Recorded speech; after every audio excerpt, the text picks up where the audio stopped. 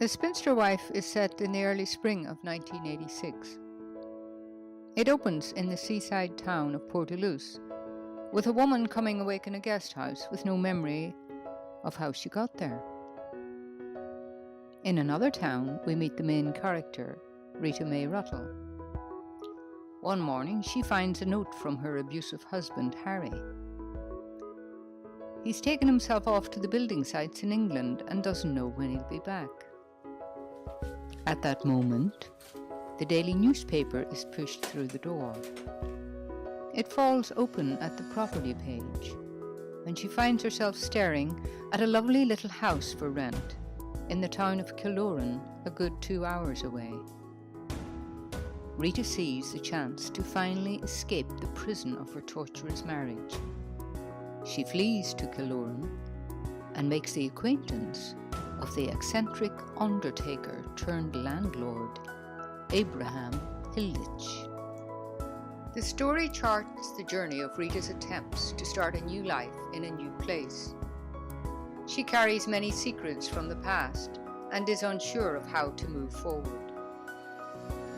She soon finds out, however, that her place of refuge might not be as safe or anonymous as she thought.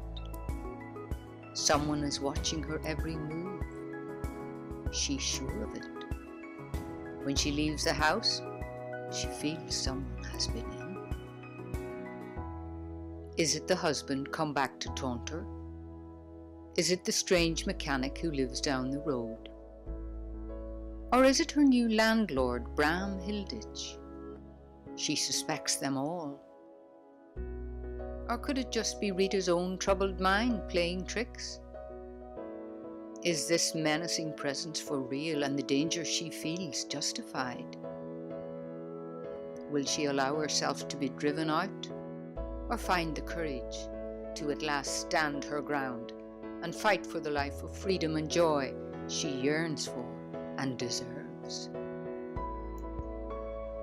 Telling Rita's story caused me to ponder the important role memory plays in who we think we are, and how very little control we have in shaping our own narratives in the beginning. Because from the moment we become sentient beings, it's other people who work our scripts.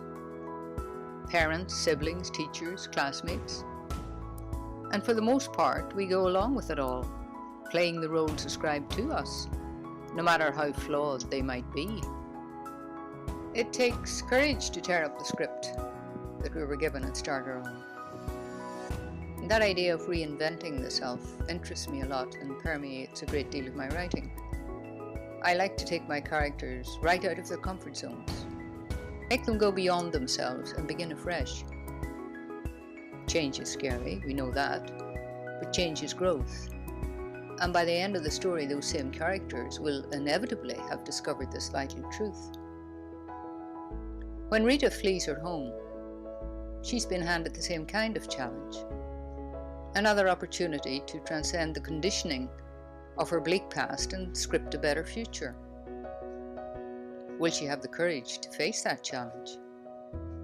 That's the question the Spinster Wife must find an answer to, if she's to survive and live life on her own terms.